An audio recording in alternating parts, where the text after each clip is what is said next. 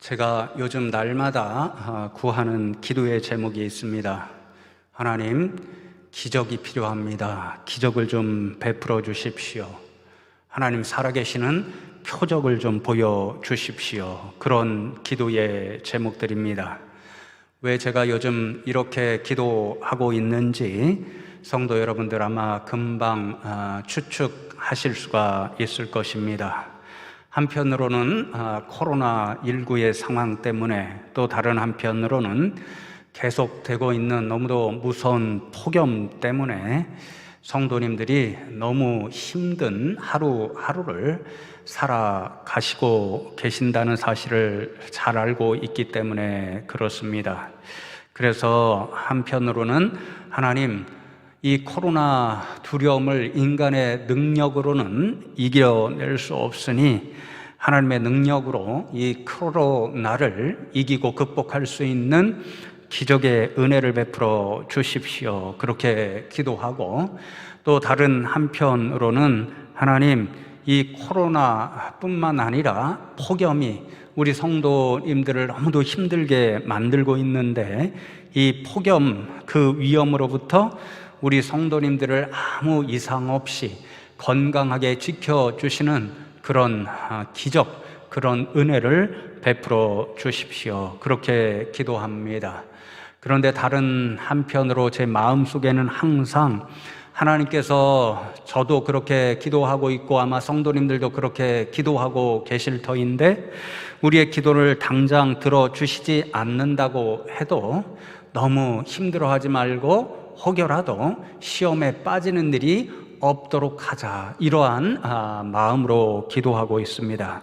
왜냐하면 하나님께서 우리에게 기도하는 대로 기적과 표적을 베풀어 주시면 그것이 놀라운 기쁨이 되고 감격이 되고 감사와 찬송을 올려드리는 일이 되기도 하지만요, 그러한 기적, 표적이 우리에게 나타나지 않을 때에는 하나님, 우리가 이렇게 고통스럽고 그래서 간절히 부르짖고 있는데 왜 외면하시나요? 그렇게 원망하는 마음이 생길 수도 있기 때문입니다. 그래서 오늘은 요한복음의 말씀을 통해서 기적과 표적이 가지는 영적인 교훈을 함께 새겨보는 시간을 가지고자 합니다. 오늘 본문 말씀 요한복음 2장 1절로부터 11절까지의 말씀, 우리 성도님들도 잘 아시는 말씀입니다. 예수님께서 갈릴리 가나에서 있었던 혼인 잔치 자리에 초청을 받아 그 자리에 가시게 되셨습니다. 그런데 잔치하는 그 중간에 포도주가 다 떨어지고 말았습니다. 당시 물이 너무도 부족했던 유대 사람들에게 이 포도주는 목마름을 해결하는 중요한 음료 가운데 하나였고, 특별히 이 혼인 잔치자리와 같은 잔치자리에서는 기쁨과 흥의 상징이었습니다. 그러니까 포도주가 떨어졌다는 것은 너무도 난처한 일이었던 거죠. 예수님께서 이러한 것을 보시고 물로 포도주를 만들어 주시는 표적, 기적과 이적을 행해 주셨습니다. 성경 말씀에 오늘 본문에 보시면 첫 표적이다, 이렇게 말씀하는데요, 헬라어 원어를 찾아보면 우리가 숫자적인 의미, 첫 번째, 두 번째, 세 번째 이렇게 세어나가잖아요. 그런 의미에서의 첫 번째를 의미하는 헬라어 단어로 되어 있지 않고 아르케라는 말로 되어 있는데요, 성경에 나타나는 태초에라는 그런 뜻을 가리킬 때에 이 아르케라는 말이 사용됩니다. 모든 일에 있어서 근원이 되고 시초가 되고 뿌리가 된다, 이런 뜻을 가지고 있습니다. 그러니까 예수님께서 지금 물로 포도주를 만들어주신 이 표적, 이 사건은 이후에 예수님께서 행하실 모든 표적의 근원과 시초, 뿌리가 되는 것이고, 그래서 모든 표적에 담긴 근본적인 의미, 근본적인 목적을 분명히 알게 해주는 그러한 사건이 된다, 이런 뜻을 가지고 있습니다. 그래서 이 물로 포도주를 만들어준 이 최초의 표적이 너무도 중요한 영적인 의미를 담고 있는데요. 그래서 오늘 말씀을 통해서 예수님께서 이 물로 포도주를 만든 첫 번째 표적뿐만 아니라 이후에 수없이 많은 표적들을 행해 주시는데, 그 표적들이 가지고 있는 영적인 의미 혹은 목적, 그것을 함께 나누는 시간을 가지겠습니다. 세 가지를 함께 나눌 터인데요. 첫 번째로, 표적은 예수님께서 누구신가, 예수님이 어떤 존재인가를 알려주는 그런 기능, 역할, 수단의 의미를 가지고 있습니다. 오늘 본문 말씀 요한복음 2장 11절 말씀을 다시 한번 봉독해 드립니다. 예수께서 첫 표적을 갈릴리 가나에서 행하여 그의 영광을 나타내심에 제자들이 그를 믿으니라, 이렇게 말씀합니다. 표적이라는 말이 공감복음과 비교할 때 아주 독특한 언어로 되어 있습니다. 인간은 행하지 못하고 하나님만이 하실 수 있는 초자연적인 일을 이렇게 말씀할 때에 공감복음서에서는 헬라어로 디나미스, 우리가 흔히 아는 말로는 능력, 힘, 이런 것을 뜻하는데 영어로 미러클, 그래서 기적, 이적으로 이렇게 번역이 되어 있고 그 단어를 사용합니다. 그런데 요한복음에서는 이 디나미스라는 단어를 사용하지 않고 세메이온이라는 단어를 사용하는데, 이 말의 근본적인 뜻이 영어로 sign, 표적, 신호, 표시라는 뜻을 가지고 있습니다. 저는요, 말씀을 연구하다가 사도 요한이 이 특별한 단어를 사용한 그런 목적이 있다라고 생각하게 되었는데요. 좀 전에 말씀드렸던 것처럼 표적의 본 의미는 영어로 sign입니다. 그래서 이 표적의 근본적인 뜻은 어떤 사람이나 사물을 다른 사람이나 다른 사물과 구별하여 알게 해주는 독특한 그런 표시를 뜻합니다. 예를 들어 설명해 드리면, 제가 지금 텃밭을 조금 가꾸고 있다는 걸 성도 여러분들 다 알고 계시잖아요. 그 텃밭을 가꾸면서 제가 이 추수감사절에 이 강단에 장식할 호박, 이것을 드리고 싶어서요, 호박을 몇 포기 심었습니다. 지금 잘 자라고 있어서 한창 노란 호박꽃이 피고, 그리고는 호박이 달리고 있는데요, 한 가지 어려움이 있습니다. 호박의 잎이 굉장히 크고 번창해서 이렇게 쭉 가지로 퍼져 나가잖아요. 그리고 주변에 풀이 많이 나니까요, 호박이 달려도 잘 발견하기가 어렵습니다. 그래서 유심히 살펴서 호박이 달린 것이 있잖아요. 그러면 잘 보이지 않겠다 그러는 부분은 표시를 해 놓습니다. 호박잎을 따서 보이게 만들거나, 풀이 있으면 주변에 풀을 이렇게 밟아서, 그래서 호박이 드러나 보이게 그렇게 표시를 합니다. 그러면 어떻게 될까요? 한동안 그 표시 때문에 다른 주변의 지역물들과 구별이 되니까 달린 호박이 잘 보이게 되어 있습니다. 여러분, 표적이 그런 유사한 기능과 역할을 한다라는 거죠. 표적은 누군가를 구별하여 드러내어서 보이고 알게 해주는 그런 표시로서의 기능을 가지고 있다라는 거죠. 여러분, 누구를 구별되게 드러내서 알게 해줄까요? 표적을 행하시는 예수님이 누구신가를 드러나게 해서 알게 해주는 기능, 역할을 이 표적이 행한다라는 거죠. 그래서 여러분, 오늘 본문 말씀에 보시면요, 이 표적을 행하심으로써 예수님께서 자신의 영광을 드러내셨다, 나타내셨다, 그렇게 말씀합니다. 우리가 잘 알고 있는 것처럼 성경에 보면요, 영광은 오로지 하나님만이 받으실 수가 있습니다. 인간은 하나님의 영광을 가로챌 수가 없습니다. 하나님의 영광을 인간이 가로채게 되면 그 사람은 큰일 날 수밖에 없습니다.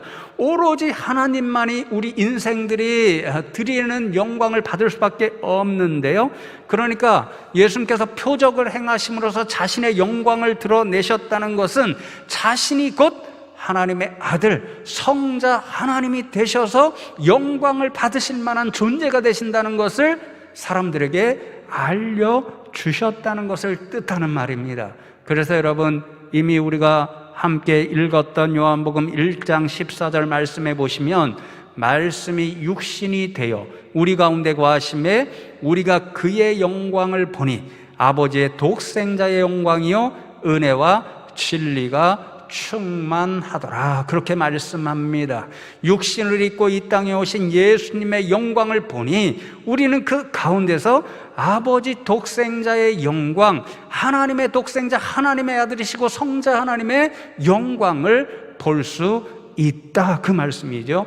그러므로 요한복음에 기록된 예수님께서 행하신 수많은 표적을 통하여 우리는 무엇을 보아야 합니까? 그 표적이 구별하여서 보여주는 예수님이 누구신가를 분명히 보고 알아야 합니다. 예수님께서 하나님의 아들로서, 성자 하나님으로서 우리의 영광을 받으실 만한 그 분이라는 것, 그래서 그분을 보면 하나님의 영광을 우리는 볼 수 있어야 합니다. 그러니 사랑하는 성도 여러분, 이 코로나 시대에 저와 여러분이 간절히 하나님 베풀어 주시는 기적, 표적을 구하며 기도하실 때에 하나님, 이 시대에 표적을 보여주십시오.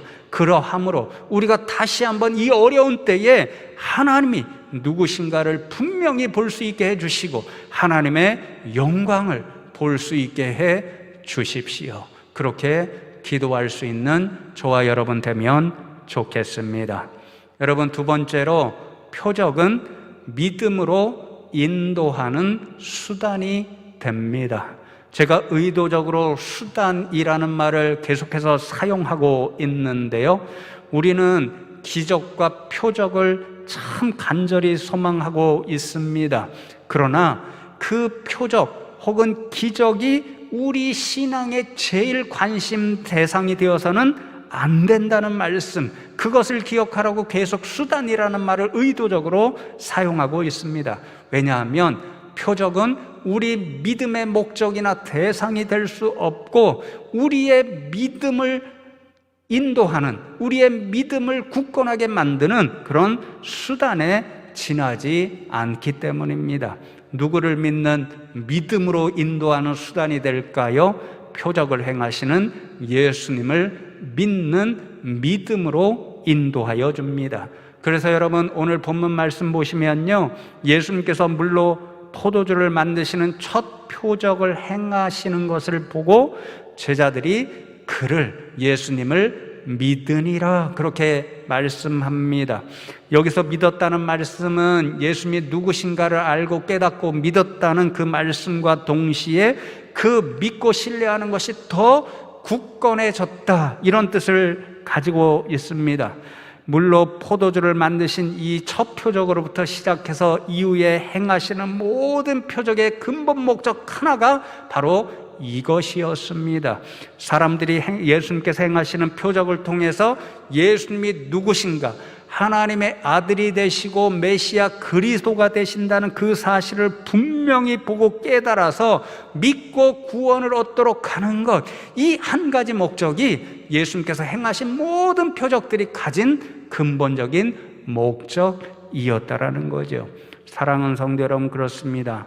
우리가 가만히 우리 주변을 보아도, 저와 여러분이 경험한 일을 보아도요, 이 표적은요, 때때로 믿지 않는 분들을 믿음의 사람으로 만들어 주거나 믿는다고 하면서도 아직 연약한 믿음을 가지고 있는 그런 분들이 표적이나 이적, 기적 이런 것과 같은 은혜를 경험하면요, 믿음이 뜨거워지고 굳건해지는 그러한 역할을 하게 됩니다. 제 가까운 동료 목사님 한 분 가운데도 그런 경험을 하신 분이 있는데요, 이분이 결혼을 일찍 하셨습니다. 그래서 일찍 세 자녀를 두셨는데요, 그 자녀 가운데 한 자녀가 부모를 너무 힘들게 만들었습니다. 우리가 낮과 밤이 바뀌었다, 이런 아이들이 있잖아요. 아이가 완전히 낮과 밤이 바뀌어서요, 밤에 잠을 자질 않습니다. 잠만 안 자는 것도 다행인데 안 자고 밤새도록 우는 그런 아이였습니다. 그러니까 밤이 새도록 아빠와 엄마가 돌아가면서 애를 부둥켜 안고 막 이렇게 얼러주고 울지 않도록 해주고 밤새도록 애를 보니까요, 두 분이 피곤해서 견딜 수가 없습니다. 제 친구 목사님 그 아빠는요, 그 당시에 회사 생활을 해야 되는데 밤새도록 아이가 그렇게 울면서 잠을 자지 않고 그 아이와 씨름을 하면서 다음날 출근하면요, 너무 피곤하니까 일에 집중을 할 수가 없습니다. 이러다가 죽겠다, 이런 생각이 극단적으로 들 정도였습니다. 인간적으로 뭐 지혜 알려주는 여기저기서 이렇게 해봐라 저렇게 해봐라, 병원에도 가보고 모든 인간적인 지혜 그런 것을 다 동원해도 해결하지 않으니까 동기 목사님이 마지막으로 행한 일이 있었습니다. 아이가 밤이면 울잖아요. 그러면 그 아이를 밤마다 안고 이제 자신이 섬기던 출석하던 교회 기도처로 나가는 것입니다. 그리고 그 아이를 안고서 밤새도록 그곳에서 기도하면서 아이가 잠깐 자면 자기도 자다고 또 깨서 울면 또 부둥켜 안고 기도하고 이 일을 계속해서 반복하는 거죠. 너무 간절하게 하나님, 이 아이를 좀 어떻게 해 주십시오. 정말 살 수가 없습니다. 이렇게 간절히 기도합니다. 그러다가 어느 순간에 감동이 되어서 이렇게 기도하기 시작했습니다. 하나님, 이 아이를 정상적으로 자게 해주시면 저를 목회자로 부르시는 표시로 알고 신호, 사인으로 알고 그 부르심에 순종하겠습니다. 이렇게 기도하게 되었습니다. 여러분, 어떻게 되었을까요? 그 기도에 응답이 이루어져서 기적이 일어났습니다. 세상 사람들이 알려주는 모든 지혜를 다 동원해도 안 되었는데 하나님 앞에 그렇게 간절히 기도하면서 드디어 아이가 정상적으로 잠을 자게 되는 그런 기적을 경험하게 된 거지요. 그 친구 목사님은 그 기적을 통해서 정말 하나님이 살아 계시는구나, 그 사실을 굳건하게 믿게 되었고요. 자신이 서운한 게 있었잖아요. 하나님께서 자신의 기도를 들어주시고 아이를 정상적으로 잠들게 하는 그러한 기적, 표적을 베풀어 주시면 나를 부르시는 사인으로 알고 순종하겠습니다. 그렇게 기도했잖아요. 그래서 그 아이 때문에 아빠가 꼼짝없이 신학교에 가고 목사가 되어서 지금은 선교사로 나가 있습니다. 사랑하는 성도 여러분, 이처럼 표적이나 기적은 우리를 예수님을 믿는 믿음, 하나님을 더욱 굳건히 믿고 신뢰하는 그 길로 인도하는 수단이 됩니다. 그래서 여러분, 오늘 본문 말씀을 통해서 표적이 우리에게 교훈하는 믿음의 본질이 무엇이냐면요, 우리의 믿음의 대상은 오직 예수님 뿐이라는 그 교훈, 그것을 알려줍니다. 그래서 여러분, 예수님만이 우리의 믿음의 대상이 되어야 하지, 우리가 정말 너무도 힘들고 너무도 안타까워서 표적, 기적 그것이 일어나면 좋겠다, 그것이 너무도 좋은 것임을 알매도 불구하고 결단코 표적이나 이적, 이것이 우리의 제일 신앙의 목적, 대상이 되어서는 안 된다는 거죠. 그런데 여러분, 안타깝게도 우리 인생들이 때때로 너무 연약하여서 표적, 기적 이것을 너무도 바라고 소망하다 보니까요, 표적이나 이적이 마치 우리의 믿음의 대상이나 목적이 되어 버리는 경우가 종종 생깁니다. 예를 들면 물질의 필요가 우리를 때때로 그런 길로 인도하는 경우가 있는데요, 우리는 세상 살면서 물질이 다 필요한다는 것을 너무도 잘 알고 있습니다. 저도 그렇고 성도님들도 그렇고 물질이 없으면 이 세상에서 살아갈 수가 없습니다. 당장 의식주가 해결되지 않잖아요. 그리고 우리 교회도 물질이 있어야만 목적한 바, 또 하나님께서 맡기신 비전과 모든 사역들을 이루어 나갈 수가 있습니다. 그래서 성도 여러분들에게 다시 한번 기도의 부탁을 드리는데요, 여러 차례 말씀드렸듯이 이제 지금 저 아래 우리 여러 부서가 예배 공간으로 사용하고 특별히 우리 다음 세대를 위해서 교육관 리모델링을 계획하고 있다고 드렸는데 지금 구체적으로 이제 진행이 되어 가고 있습니다.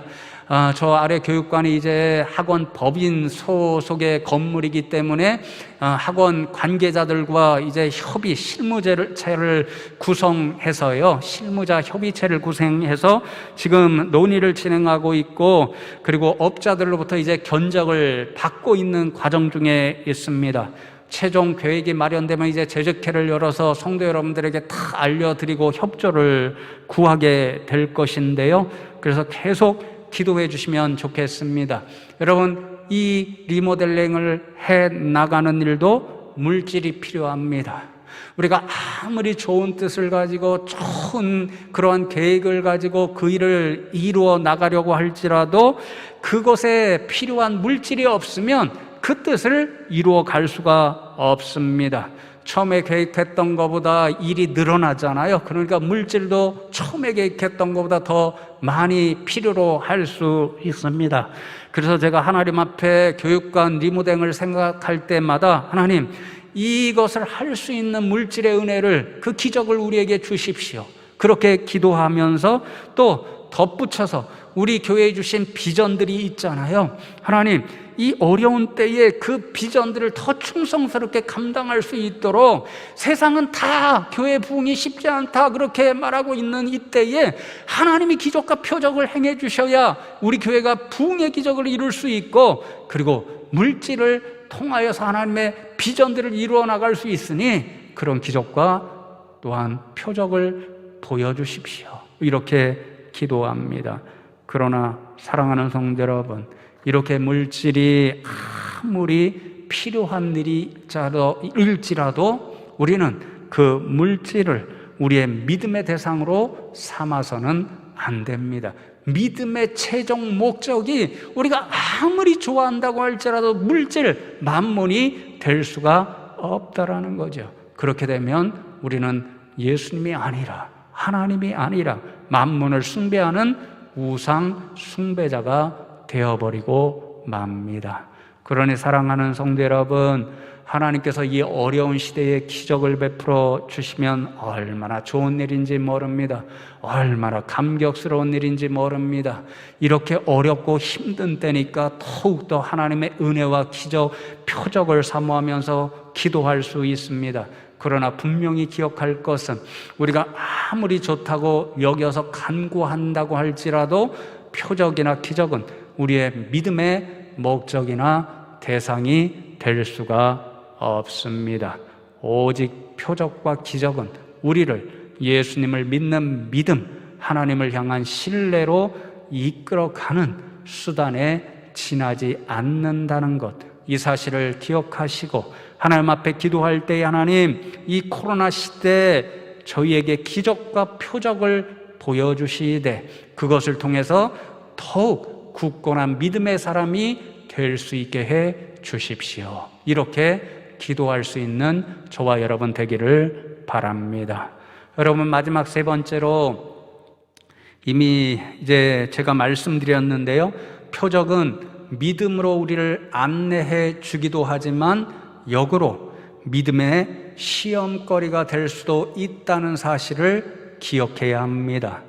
표적이나 기적의 특징 한 가지가 있는데 반복성이 있다라는 것입니다. 표적이나 기적은 대부분 우리 인생에서 제일 필요로 하고 바라는 것들입니다. 여러분, 오늘 가나 잔치 자리에서 포도주가 그렇잖아요. 포도주는 반드시 있어야 할 음료의 하나였고, 잔치 자리, 그것이 기쁨이라고 하는, 흥이 넘치는 자리라고 하는 그것을 보여주는 또 하나의 상징과도 같은 그런 의미를 가지고 있었습니다. 그러니까 그 잔치 자리에서 가장 필요한 것, 그것이 포도주였는데 그것이 다 떨어졌습니다. 그런데 예수님께서 물론 포도주를 만들어 주시고 이전보다 더 맛있고 좋은 것을 만들어 주니까 사람들이 그것을 받아 마시고는 그 잔치집 주인을 칭찬하면서 모두들 기뻐하고 즐거워하잖아요. 여러분, 표적과 기적이 이렇습니다. 우리 인생에서 가장 필요로 하는 일이고 가장 바라는 일입니다. 그래서 여러분, 오늘 잔치처럼 그런 표적과 기적이 우리 가운데 임하면요, 너무 좋은 것입니다. 너무 기쁜 것입니다. 그러니까 이러한 일들이 내 가운데, 우리 가운데 또 일어나면 좋겠다, 반복적으로 일어나면 좋겠다, 이런 생각이 드니까요, 우리가 가장 바라는 일들이 일어날 때마다, 있을 때마다 하나님 앞에, 하나님 또 기적을 주십시오, 또 표적을 행해 주십시오, 그렇게 기도하게 됩니다. 그런데 어느 순간에 하나님께서 이렇게 생각하시는 거죠. 김 목사, 도대체 나를 좋아하는 거니? 아니면 내가 베풀어주는 표적과 기적을 나보다 더 좋아하고 바라는 거니? 이렇게 생각하심으로 우리의 기도를 들어주시지 않습니다. 우리가 그토록 간절히 바라는 표적과 기적을 행해 주시지 않습니다. 그렇게 되면 때때로 낙심이 되어서, 하나님 도대체 왜 그러시는데요? 왜 내 기도를 들어주시지 않고 표적과 기적을 행해 주시지 않는데요? 이렇게 시험이 들 수도 있습니다. 여러분, 요한복음 전체를 읽어보면 유대인들이 그러했잖아요. 오늘 본문 말씀에서 예수님께서 물로 포도주를 만들어주시는 첫 표적, 그것을 행하시는 것을 보고 알게 된 유대인들이 이제 예수님을 따라다니면서 계속해서 표적을 행해 주실 것을 요청합니다. 예수님께서 그들의 요청에 따라 수많은 표적을 행해 주시지요. 많은 병자들을 계속해서 고쳐주시고요, 오병이어의 기적, 사람으로서는 도무지 행할 수 없는 그 놀라운 일도 행해 주시고요, 인간의 상식, 과학, 의학으로는 있을 수 없는 죽은 나사로, 그것도 죽은 지 며칠이 지나서 부패하고 있는 그 시체를 다시 한번 살아나게 하셔서 생명을 호흡하게 해 주시잖아요. 이 모든 표적을 행해 주시는 목적은 딱 하나밖에 없었습니다. 자신들 앞에서 지금 표적을 행해 주시는 그 예수님이 누구신가, 하나님의 아들 메시아 그리스도임을 분명히 보고 알아서 믿어서 구원을 받게 하시고자 하는 그 한 가지 목적 때문이었습니다. 그러나 유대인들은 예수님께서 그렇게 수많은 표적을 행하여 주셔서 예수님께서 자신들이 그토록 기다리던 메시아 그리스도임을 분명히 드러내 보여주셨음에도 불구하고 만족을 몰랐습니다.